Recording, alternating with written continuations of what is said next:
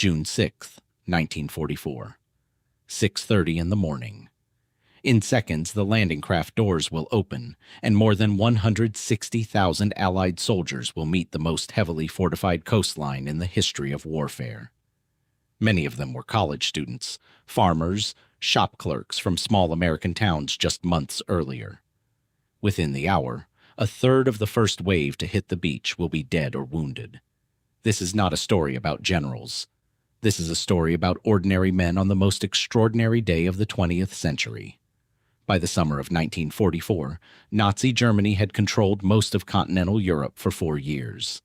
In the east, the Soviet Union was grinding down the German army at a staggering cost, losing soldiers by the millions. But there was still no second front in the west, and Joseph Stalin had been demanding one for nearly 2 years. The Allies knew that without an invasion of France, the war could drag on for years, and Soviet forces might reach Berlin alone, reshaping the map of post-war Europe entirely. Adolf Hitler ordered Field Marshal Erwin Rommel, the celebrated Desert Fox, to build what he called the Atlantic Wall, nearly 2,400 miles of concrete bunkers, minefields, and beach obstacles stretching from Norway to the Spanish border. Rommel had steel and concrete obstacles built by the millions, some named Belgian gates, others simple wooden stakes topped with mines, designed to rip open landing craft at high tide. Rommel believed the invasion had to be stopped at the water's edge in the first 24 hours, or not at all. He called it the longest day. The Allies had a deception plan of their own, one of the most elaborate in military history, Operation Fortitude. They built an entire fake army, the first United States Army group, complete with inflatable rubber tanks, plywood aircraft, and fake radio traffic, all commanded, on paper, by General George Patton, whom German intelligence considered the most dangerous Allied general. The deception worked so well that even weeks after the actual landings, Hitler kept an entire army group in reserve near Calais, convinced Normandy was only a diversion. The Supreme Allied commander was General Dwight Eisenhower. Weather in early June turned violent, with high winds and rough seas that could swamp landing craft and ground aircraft. The invasion, originally planned for June 5th, was delayed one day. On June 5th, a Royal Air Force meteorologist named Group Captain James Stagg gave Eisenhower a forecast few had expected. A narrow window of calm weather, just good enough, arriving the very next morning. Eisenhower had to decide, alone, knowing the lives of 160,000 men hung on his answer, and knowing the next suitable tide and moon conditions wouldn't occur again for another 2 weeks. Before giving the final order, he wrote a short note in pencil, to be released only if the invasion failed. It placed all blame on himself alone, and it even got the date wrong, a small human detail from a man under enormous strain. Then, after a long silence in the room, he said 4 words that would change history. "Okay, let's go." That same night, in a strange twist of fate, Field Marshal Rommel was not even in France. Believing the weather made an invasion impossible, he had traveled home to Germany to celebrate his wife's birthday. He would not learn of the landings until hours after they began. Hours before dawn, more than 13,000 American paratroopers filled the skies over Normandy, jumping from planes flying low and fast through anti-aircraft fire. Their mission was to seize key bridges and crossroads behind the beaches, cutting off German reinforcements before they could reach the shore. But the plan fell apart almost immediately. Heavy clouds and anti-aircraft fire scattered the aircraft formations. Paratroopers landed miles from their targets, alone, in the dark, in fields the Germans had deliberately flooded to drown descending soldiers weighed down by equipment. One of them, Private John Steele of the 82nd Airborne, got his parachute caught on the church steeple in the town of Sainte-Mère-Église. He hung there for more than 2 hours, playing dead, deafened by the bells ringing beside his head as a firefight raged in the square below. He survived, was captured, later escaped, and returned to fight. Today, a mannequin in uniform still hangs from that same church steeple, and the town has never forgotten him. Some paratroopers carried small metal toy crickets, designed to click twice as a way to identify friend from foe in the darkness. A simple children's toy repurposed into a life-saving signal in the deadliest night many of them would ever know. The chaos of that night, strangely, worked in the Allies' favor. Scattered in small groups across the countryside, American paratroopers caused so much confusion that German commanders couldn't tell where the real attack was coming from, or how large it truly was. Aboard the ships crossing the English Channel, infantrymen didn't sleep. Many wrote what they feared would be their last letters home. Some were given a hearty breakfast of steak and eggs, a small mercy before the chaos ahead. The sea was rough, whipped by the tail end of the storm, and nearly every soldier aboard was seasick before they ever saw land. At dawn, more than 5,000 ships and landing craft approached 5 stretches of coastline spanning 50 miles of Normandy coast. American forces hit 2 of them, codenamed Utah and Omaha. British and Canadian forces landed at Gold, Juno, and Sword. At Utah, the landing went relatively smoothly. Strong currents pushed the boats more than a mile south of their intended target, and by chance, that error saved lives because the defenses in that stretch of beach were far weaker than planned. But Omaha became a slaughterhouse.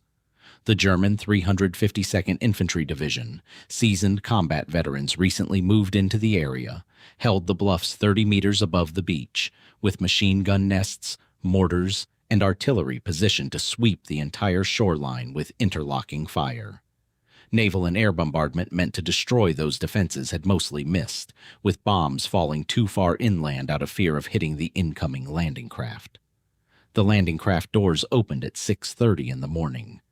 Men jumped into chest-deep water, some straight into machine gun fire before they even touched sand.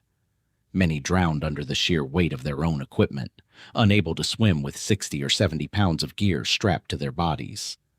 Of the 29 amphibious tanks meant to swim ashore and support the infantry, 27 sank in the rough seas before reaching the beach, taking their crews down with them. Company A of the 116th Regiment, made up largely of National Guardsmen from the small town of Bedford, Virginia, lost 19 of its own men within the first few minutes of the assault, a single company from a single town suffering, proportionally, one of the highest losses of any American community in the entire war. Bedford, with a population of just over 3,000 people, would come to be remembered as the town that lost more sons per capita on D-Day than any other place in America.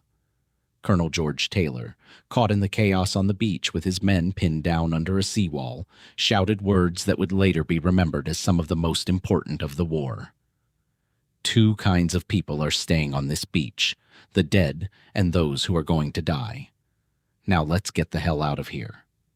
Further along the coast, at Pointe du Hoc, a cliff rising nearly 100 feet straight up from the sea, 225 U.S. Army Rangers climbed the rock face under direct enemy fire, using ropes and ladders borrowed from London fire departments in order to destroy a battery of massive coastal guns believed capable of hitting both Omaha and Utah beaches.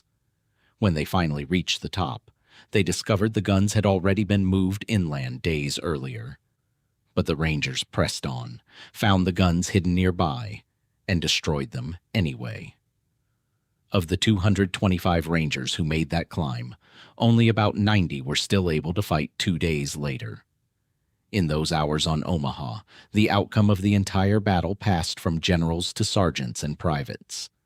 In small, disorganized groups, without orders from above, soldiers began cutting through barbed wire, finding narrow gaps in the minefields, and clawing their way up the bluffs one man at a time, often following whoever happened to be nearest and moving forward.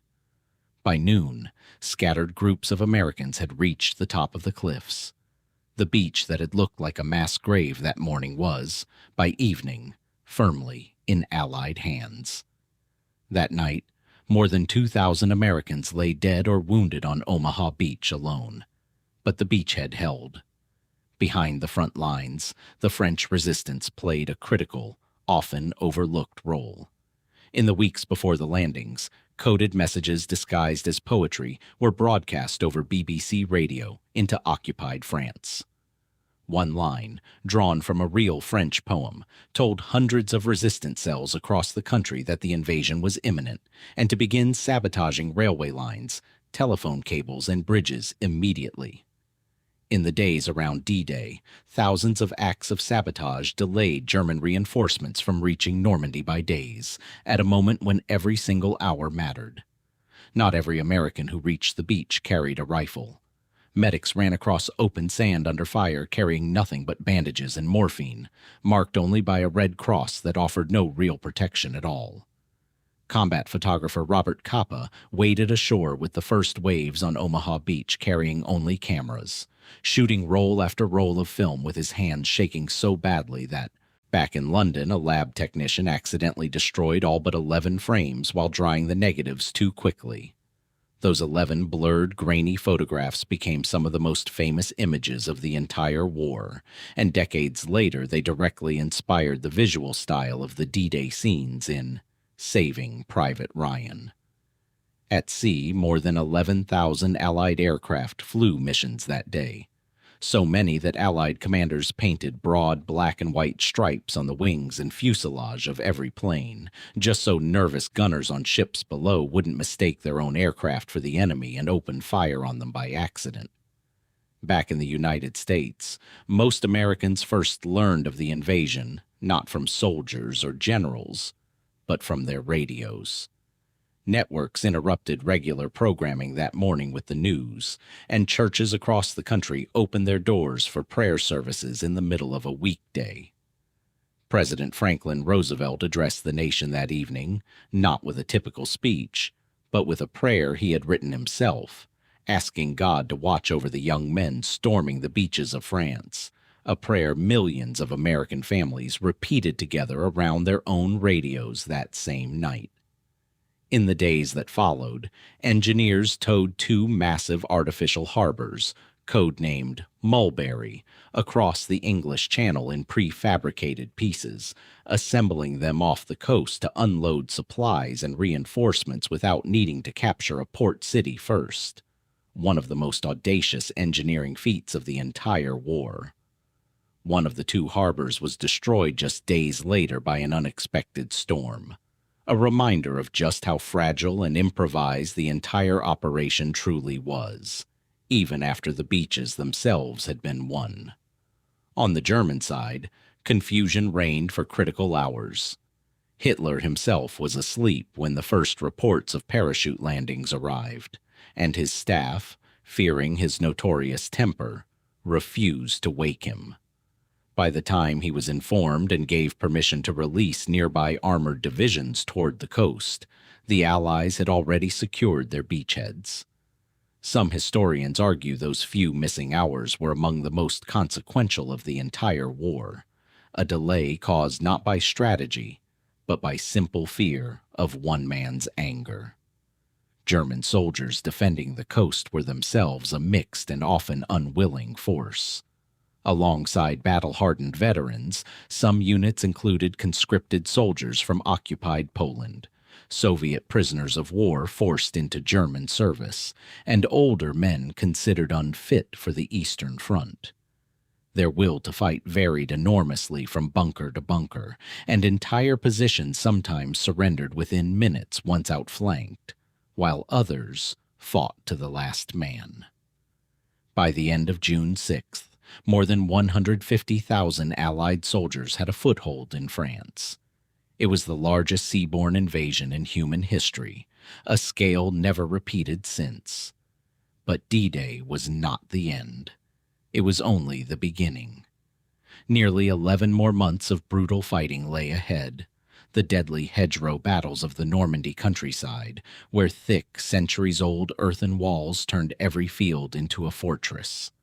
The liberation of Paris in August, the desperate winter counterattack in the Ardennes, known as the Battle of the Bulge, and finally, Germany's unconditional surrender in May of 1945. Historians largely agree on one point. Had the Normandy landings failed, the war in Europe could have dragged on for years longer, at a cost too large to calculate, and the political map of post-war Europe might look entirely different today. Today, at the American Cemetery in Colleville-sur-Mer, overlooking Omaha Beach itself, more than 9,000 soldiers are buried. Rows of white marble crosses and stars of David stretch to the horizon, each one marked with a name, an age, a home state. Some graves are marked simply, "Here rests in honored glory a comrade in arms, known but to God." The average age of the men buried there is just over 20 years old. Many never lived long enough to vote in an election back home. Few witnesses remain alive today. Most of the men who stormed that beach are now gone. But every year on June 6th, their names are still read aloud at dawn, at the exact hour they once landed. And the grandchildren and great-grandchildren of the men who survived still come here, some from towns as small as Bedford itself, just to stand at the water's edge where their grandfathers once took their first terrifying step onto this shore. They never called themselves heroes. Almost without exception, the men who survived said the same thing afterward, in nearly the same words. They were just doing what needed to be done, because the men beside them were doing it too, and nobody wanted to let them down. 80 years later, we still call it simply D-Day. Not the invasion, not the landing, not even Normandy. Just D-Day. As if there were never any other days quite like it, and there never will be again.